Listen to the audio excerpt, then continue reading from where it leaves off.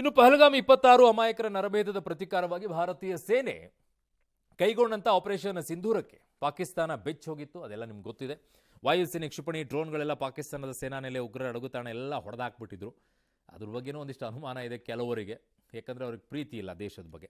Operation Sindoor ಕಾರ್ಯಾಚರಣೆಯಲ್ಲಿ ಹೊಡೆದುರುಳಿಸಲಾದ ಪಾಕ್ ವಿಮಾನಗಳ ಅಧಿಕೃತ ಮಾಹಿತಿ ಈಗ ಬರ್ತಾ ಇದೆ. ಏನು? ಬೆಂಗಳೂರಿನಲ್ಲಿ ನಡೆದಂಥ ವಾರ್ಷಿಕ 16ನೇ air chief marshal LM Khatri ಉಪನ್ಯಾಸದಲ್ಲಿ air chief marshal AP Singh ಮೊದಲ ಬಾರಿಗೆ ಒಂದು ಮಾಹಿತಿ ಕೊಟ್ಟಿದ್ದಾರೆ. ಏನು? ರಣಹೇಡಿ ಪಾಕ್ನ 5 ಯುದ್ಧ ವಿಮಾನ, 1 aircraft, 2 command centre, 6 radar, 3 hangar ಧ್ವಂಸವನ್ನ ಮಾಡಿರುವುದಾಗಿ ಇದು ದೃಢಪಡಿಸಿದ್ದಾರೆ. ಇಡೀ ಕಾರ್ಯಾಚರಣೆಯಲ್ಲಿ S-400 ಪ್ರಮುಖ ಪಾತ್ರ ವಹಿಸಿದೆ ಅನ್ನೋದನ್ನ ಅಧಿಕೃತವಾಗಿ ಹೇಳಿಕೊಂಡಿರೋದು.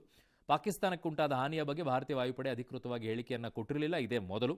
ಇನ್ನು ಕಾಶ್ಮೀರದಲ್ಲಿ ಆಪರೇಷನ್ ಅಖಾಲ ಹೆಸರಿನಲ್ಲಿ ಕಾರ್ಯಾಚರಣೆ ನಡೀತಾ ಇದೆ. ಉಗ್ರರು ಮತ್ತು ಭದ್ರತಾ ಸಿಬ್ಬಂದಿ ನಡುವೆ ಗುಂಡಿನ ಚಕಮಕಿ ಎಲ್ಲ ನಡೆದಿದೆ. ಇದರಲ್ಲಿ 2 ಯೋಧರು ಹುತಾತ್ಮರಾಗಿದ್ದಾರೆ. 9 ದಿನದಿಂದ ಆಪರೇಷನ್ ನಡೀತಾ ಇದೆ. 11 ಭದ್ರತಾ ಸಿಬ್ಬಂದಿಗಳು ಈಗ ಗಾಯಗೊಂಡಿರುವಂಥ ವರದಿ ಬರ್ತಾ ಇದೆ. ಏನು? ವಾಯುಸೇನೆ ಅಧಿಕೃತವಾಗಿ ಕೊಟ್ಟರಂತ ಹೇಳಿಕೆ ಏನು? ಆಪರೇಷನ್ ಸಿಂಧೂರ ಪಾಕ್ನ 5 ಫೈಟರ್ ಜೆಟ್ ಅನ್ನ ಧ್ವಂಸ ಮಾಡಿದ್ದೀವಿ ಅಂತ ಹೇಳಿ, 5 ಯುದ್ಧ ವಿಮಾನಗಳನ್ನು ಸುಮಾರು 300 ಕಿಲೋಮೀಟರ್ ದೂರದಿಂದ ಇದನ್ನು ನಾಶಪಡಿಸಿರೋದಾಗಿ ಹೇಳ್ತಾ ಇದ್ದಾರೆ. ಶಹಬಾಜ್ ಜಾಕೋಬಾದ್ ಏರ್ಫೀಲ್ಡ್ ಮೇಲೆ ದಾಳಿಯನ್ನ ಮಾಡಿದ್ವಿ. F-16 ಹ್ಯಾಂಗರ್ನ ಅರ್ಧ ಭಾಗ ನಾಶಪಡಿಸಲಾಗಿದೆ. ಮುರಿದ ಚಕ್ಲಾಲದಲ್ಲಿ 6 ರೆಡಾರ್ಗಳನ್ನು ಸರ್ವನಾಶ ಮಾಡಿದ್ವಿ ಅನ್ನೋದನ್ನ ಅಧಿಕೃತವಾಗಿ ಮೊಟ್ಟ ಮೊದಲನೇದಾಗಿ ಹೇಳಿರೋದು. ಇದನ್ನ S-400 ಆಪರೇಷನ್ನಲ್ಲಿ ಗೇಮ್ ಚೇಂಜರ್ ಆಗಿತ್ತು. S-400 ನಮ್ಮ ರಕ್ಷಣಾ ವ್ಯವಸ್ಥೆ ಭೇದಿಸಲು ಪಾಕ್ಗೆ ಸಾಧ್ಯವಾಗಲಿಲ್ಲ ಅನ್ನುವಂಥದ್ದನ್ನು ಕೂಡ ಕ್ಲಿಯರ್ ಆಗಿ ಹೇಳಿದ್ದಾರೆ.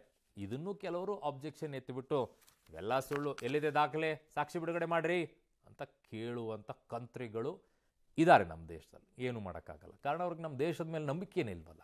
ಅವರು ಎಲ್ಲವನ್ನ ರಾಜಕೀಯವಾಗಿ ನೋಡ್ತಾರೆ. ಹಾಗಾಗಿ ಅವ್ರಿಗೆ ನಂಬಿಕೆ ಇಲ್ಲ. ಅವ್ರ ಮೇಲೆ ಅವರಿಗೆ ನಂಬಿಕೆ ಇದೆಯಲ್ಲೋ, ಅವರು ಜೀವಂತವಾಗಿದ್ದಾರಾ ಅಥವಾ ಇಲ್ವಾ ಅಂತ ಹೇಳಿ ಇದನ್ನು ನಾಳೆ ಪ್ರಶ್ನೆ ಮಾಡ್ತಾರೆ. ನೋಡ್ತಾ ಇರಿ.